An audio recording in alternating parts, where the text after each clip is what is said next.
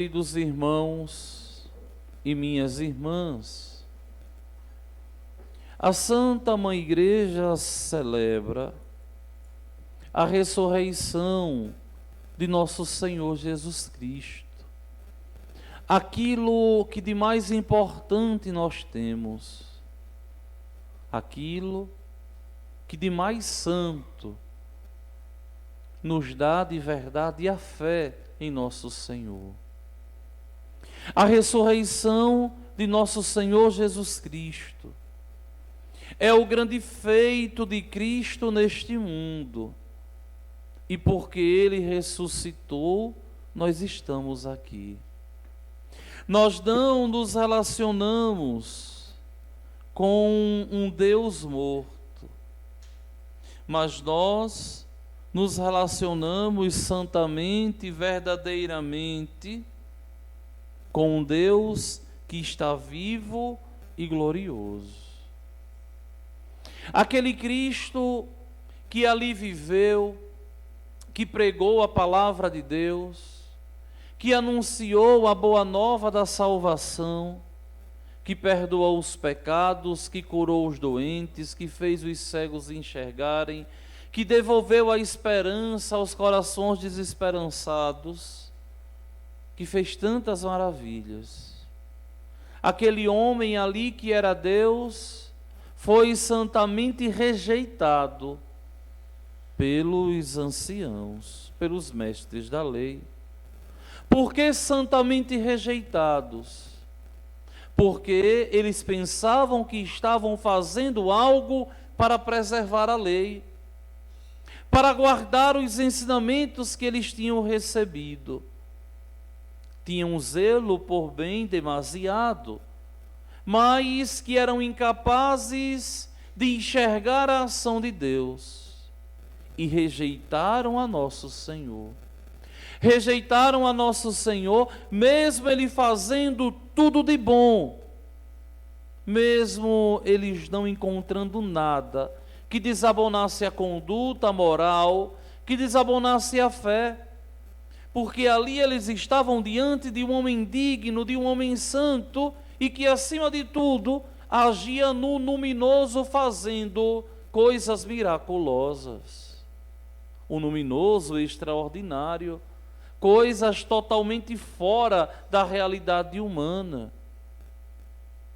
O Senhor, o bom Deus, sempre agiu de um modo totalmente extraordinário, porque era Deus.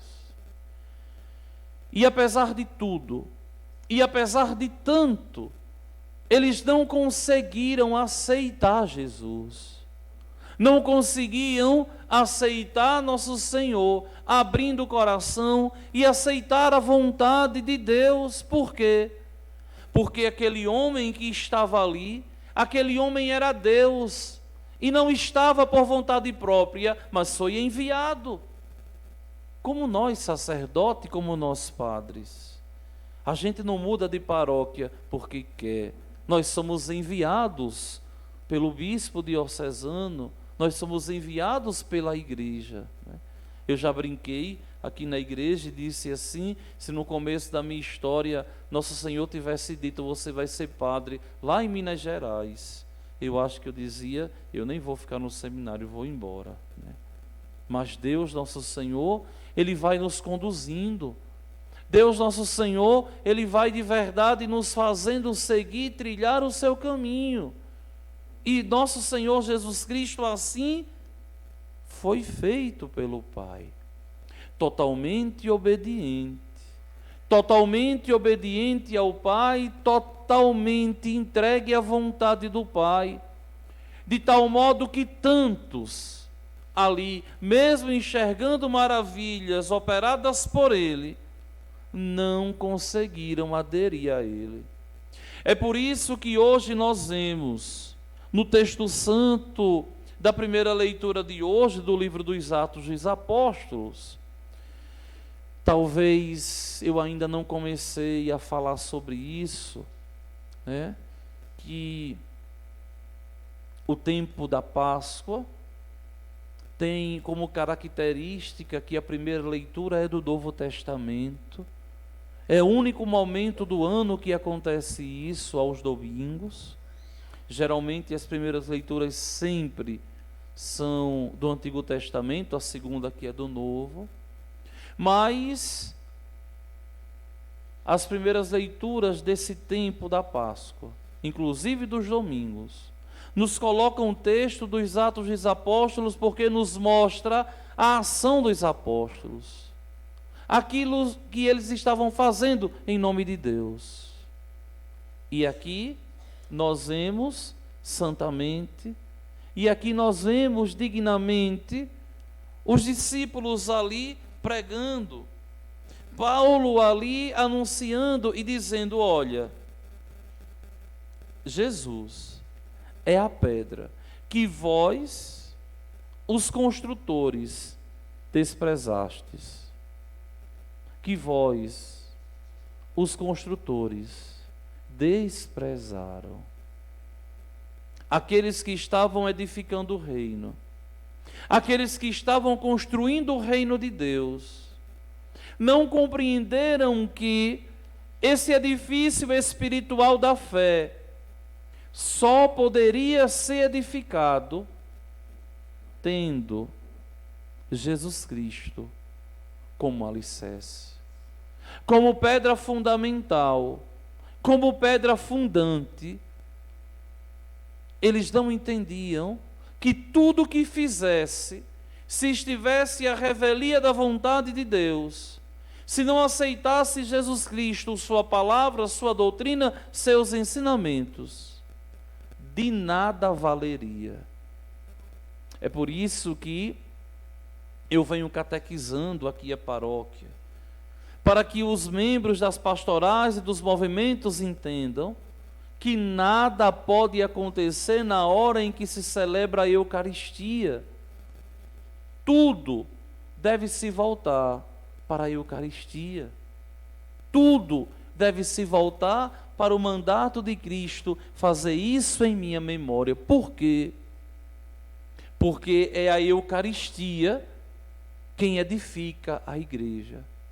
E a igreja que somos nós, vivemos, nos alimentamos da Eucaristia.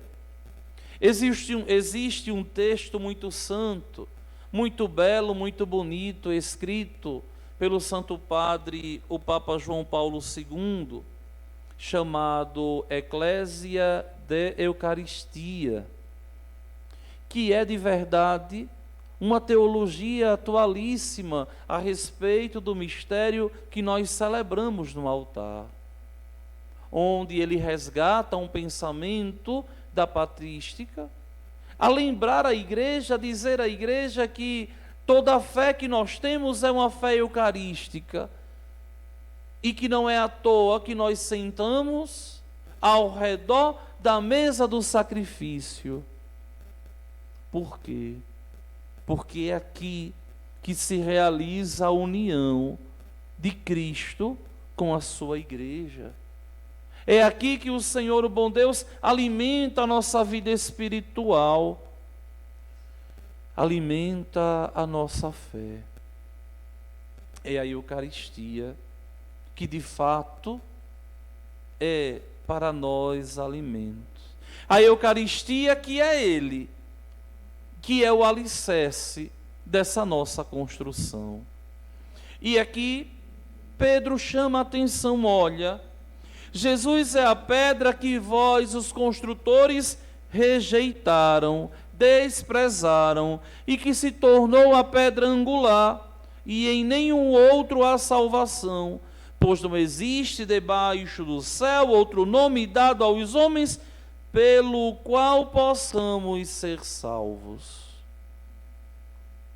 O nome que nos salva é o nome de nosso Senhor. O nome que nos salva é o nome de nosso Senhor Jesus Cristo. A esse Deus que o Pai deu todo o poderio, toda a autoridade no céu e na terra, para que tudo seja subjugado a Ele. Ele é nosso Senhor. E nós falamos, muitas vezes, de um modo muito comum, nosso Senhor. eu gosto muito, vocês devem escutar muito, né? Porque sempre que eu me dirijo a Ele, eu sempre digo assim: Deus nosso Senhor. É uma coisa que desde o início eu falo. Por quê? Porque reconhecer Jesus como o Senhor, como Dominus, nós estamos dizendo: olha, Senhor, sou eu o teu servo, tu és o meu Senhor, eu te sirvo. E aqui nós já entramos em conflito com a teologia protestante, que muitas vezes quer inverter os papéis. Ao invés de Deus ser o Senhor e nós sermos os seus servos, muitas vezes bagunçam os papéis e querem que Deus nos sirva. E não é assim que funciona. Somos nós que servimos a Deus. Nós somos servos de Deus. E o servo de Deus busca fazer aquilo que agrada ao seu Senhor. Busca fazer aquilo que enaltece o seu Senhor. Busca de verdade associar a sua vontade à vontade do seu Senhor, no nosso caso, o nosso Deus, que tudo nos dá. É claro que nós vivemos em um momento da história onde as pessoas perderam a noção de servir a Deus. E muitas vezes querem na igreja, ou eu faço do meu jeito, ou eu não faço. Sempre foi assim, eu quero fazer assim. E se não for assim, eu não trabalho. E nós devemos tomar consciência se de verdade nós estamos servindo a Deus, ou se nós estamos servindo a nós mesmos. Porque muitas vezes o serviço a nós mesmos vem com uma roupagem como se fosse de serviço a Deus. Se eu sirvo a Deus, não é o que eu quero, é do jeito que Deus quer. Se eu sirvo a Deus, eu busco obedecer aos ensinamentos dele e de sua igreja. E me abro ao novo. Aqui o problema que aconteceu com os mestres da lei, com os fariseus, com os sumos sacerdotes. Não se abriram ao novo vindo de Deus. Existe um pensamento muito antigo da igreja, de Santo Ambrósio de Milão. Santo Ambrósio, que é o mentor intelectual de Santo Agostinho, o bispo Ambrósio de Milão. Santo Ambrósio vai dizer assim: olha, Jesus Cristo trouxe toda a novidade, trazendo Ele mesmo ao mundo. A novidade da igreja é Jesus Cristo. Ele é uma novidade eterna que nunca envelhece.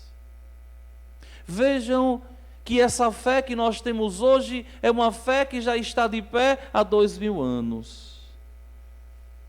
Há 2000 anos, essa fé, ela é propagada, ela é vivida no mundo.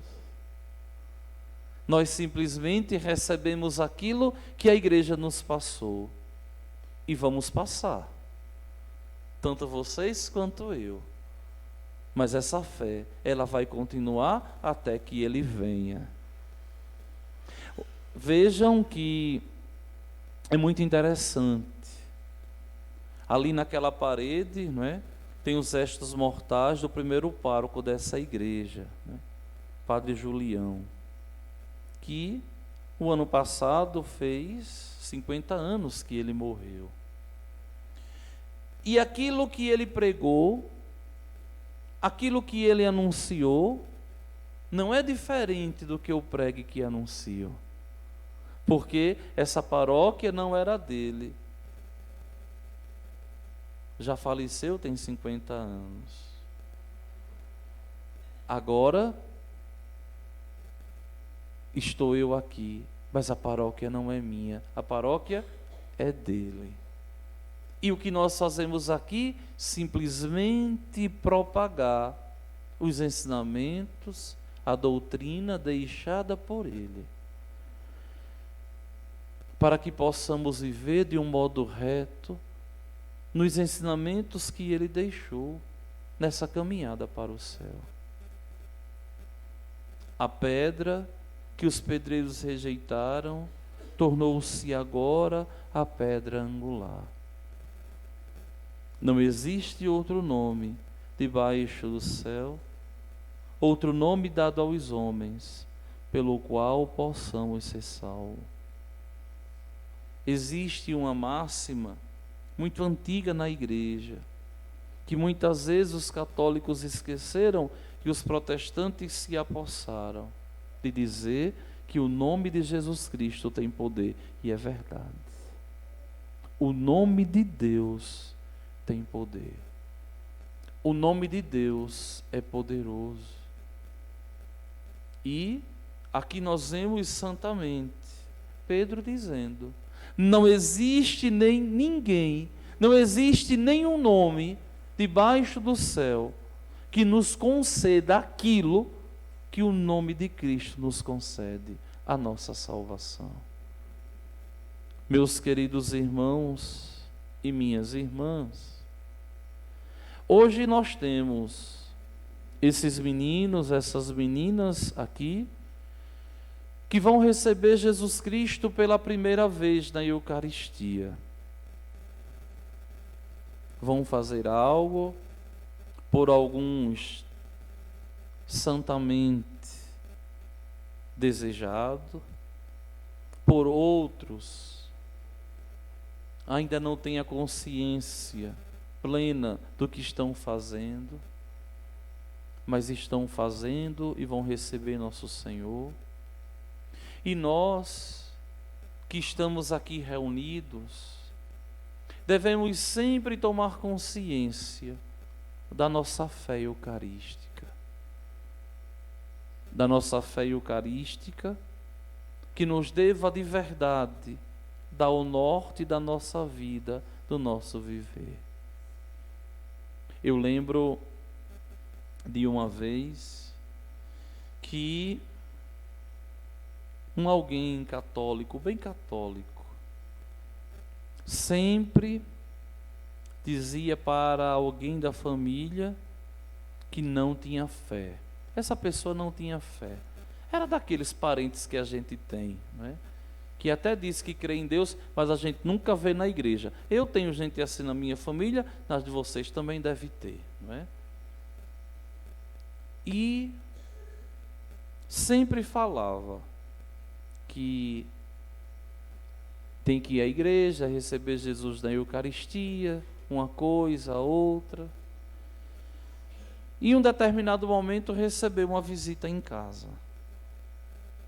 E aí chegou essa outra pessoa que sempre escutava ela dizer assim: olha, você tem que ir à igreja todo domingo comungar. E essa pessoa passaram na casa de praia o final de semana todo, sexta, sábado, domingo. E essa pessoa que não vivia fé observando. Quando chegou a noite do domingo, aí já tinha passado a hora da missa, e a pessoa percebeu que a outra não foi à missa. E aí foi dar revanche, foi questionar: olha, fulana, durante toda a vida você me disse que Jesus está presente na Eucaristia e que a gente não pode ficar um domingo sem Jesus na Eucaristia. E hoje você não foi à missa. E ontem você não foi à missa. E a pessoa ficou tão sem ação que não sabia o que responder. E aí veio me dizer assim: olha, padre, mas eu fiquei com uma vergonha tão grande. Na realidade, nem me chama de padre, me chama de Washington, porque me conhece desde de criança, desde adolescente. Olha o rosto. Eu fiquei com uma vergonha tão grande que eu quis, na minha terra diz assim, procurar terra no chão e não encontrei. Não sei se aqui fala assim também, né? Na minha terra, quando a pessoa fica com vergonha, diz assim, eu procurei terra no chão e não encontrei, né? Tanta vergonha que ficou. Mas por quê? Porque a nossa relação com nosso Senhor na Eucaristia não pode ser simplesmente uma apologia para dizer que nós somos religiosos. Porque tem gente que veste uma casca de religioso, mas que de fato não existe uma relação com nosso Senhor. Nós não temos que parecer que somos religiosos. Nós temos que de fato ser amigos de nosso Senhor. É diferente. Não é parecer que somos. É de fato sermos amigos de nosso Senhor. De tal modo que nós devemos tomar consciência que pelo menos aos domingos nós devemos nos encontrar com Ele. Que pelo menos aos domingos nós devemos recebê-lo e escutar a sua palavra, e termos essa conversa com Ele coração a coração, onde Ele nos fala, Ele nos instrui na prédica, no púlpito do altar, aqui na homilia do ambão, a gente escuta, e depois no ofertório e na comunhão, a gente fala com Deus. A gente oferta a Deus a nossa vida, as nossas dores, os nossos sofrimentos. Muitas vezes tem pessoas que participam da missa há anos e não sabe que no ofertório ali tem que estar rezando e ofertando a Deus aquilo que traz ao longo da semana, as dores, as alegrias, os sofrimentos. E na hora da comunhão, agradecendo a Deus e fazendo os propósitos de mudança de vida. E muitas vezes a gente pensa que o ofertório é só simplesmente para que a gente dê uma contribuição. Não. Nós estamos ali ofertando a Deus tudo aquilo que nós passamos e vivemos. E o ofertório deve ser de verdade, não um teatro, nem um faz de contas, mas uma entrega de uma vida total a nosso Senhor Jesus Cristo. E é a Eucaristia que de fato nos dá essa força que nós tanto precisamos. A partir de hoje, vocês meninos e meninas que vão receber Jesus na Eucaristia, devem tomar consciência que, se faltar uma celebração aos domingos ou uma missa, estarão em pecado mortal. Por quê?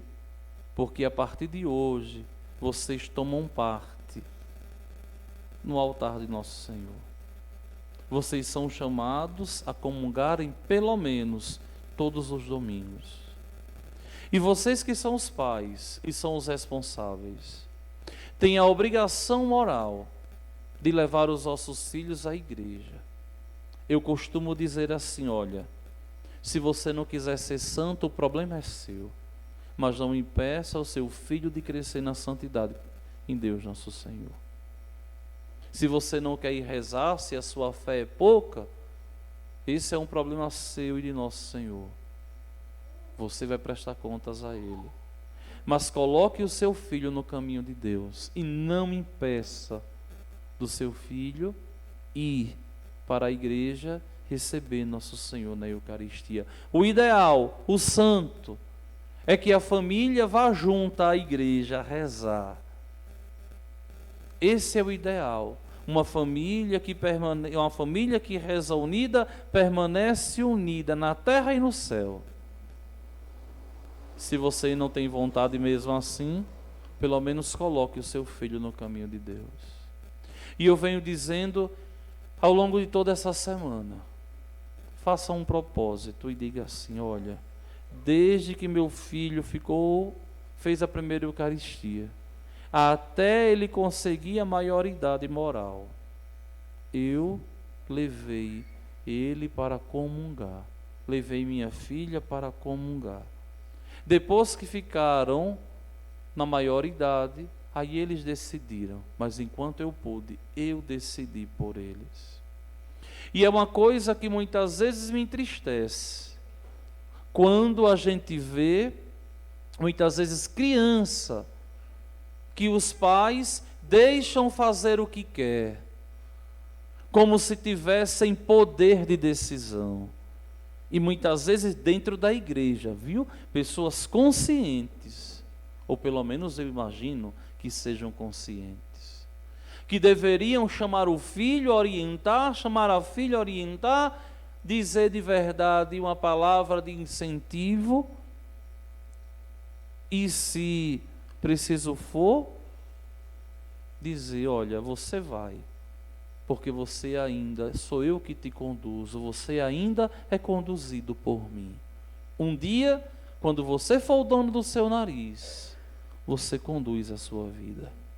Enquanto você for criança, for jovem, adolescente, quem decide sou eu. E muitas vezes a gente vê os pais, as mães, não corrigindo os filhos, deixando os filhos fazerem o que quer, e de fato lá na frente vão sofrer. Por quê? Porque o filho foi mal educado. Mal educado na vontade. Porque a gente não só faz aquilo que a gente quer.